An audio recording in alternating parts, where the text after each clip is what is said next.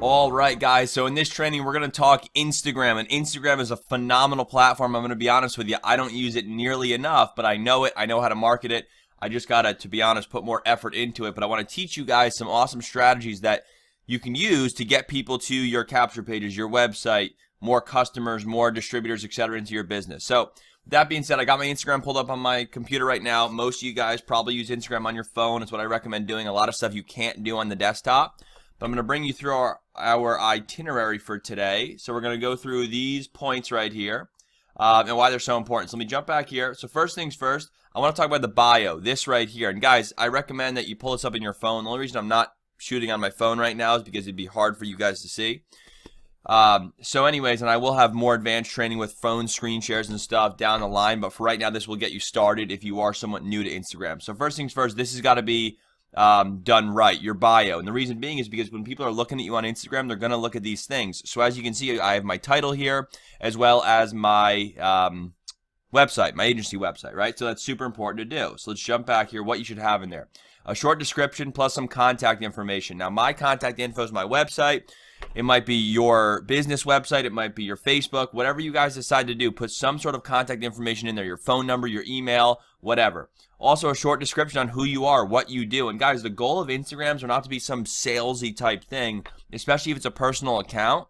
And I recommend you guys brand with a personal account because people join people, not business opportunities, which you know. So showcase your lifestyle. We're going to talk about that.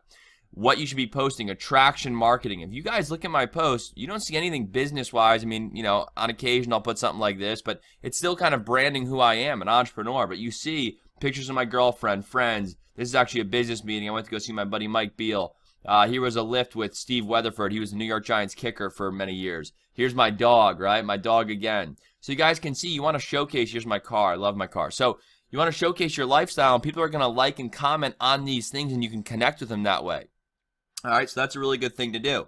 And like I said, don't put sales pitches and products and all this other kind of stuff in here. People don't go on Instagram to shop. They go on Instagram to get social, look around, etc. So give the people what they want. So that's big. Second thing, or third thing I should say, post at the right times. This you don't need to do exactly, but here's what I know. I'm in Eastern time zone. My network is anywhere from like the age group of like 18 to like mostly 40-ish. So 11 a.m. Eastern time and 9 p.m. Eastern time work very well for me. Reason being, 11 a.m. Eastern time, you have the East Coasters who are, if they're at work, they're getting bored, they're pulling out their phone, they're looking on social media.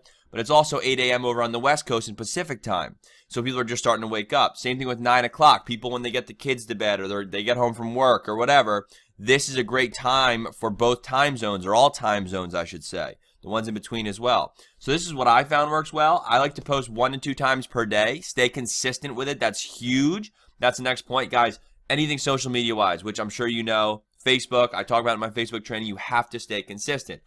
Hashtags. When you guys post, be sure to use hashtags on your stuff. Like for the golden retriever here, I might want to do hashtag golden, hashtag dogs of Instagram, etc., etc. See what I'm getting at here? For this one, I might want to do hashtag entrepreneur, hashtag web design, etc. People click on hashtags on their phone and search. That's a really good way of getting noticed. I also recommend to put those hashtags in the comments of your posts. So instead of when you're putting a post up, instead of like when you're writing the description, putting the hashtags in there, post it without any hashtags, but then comment on it with the hashtags, because then the hashtags get hidden and it looks cleaner. All right, so that's really good.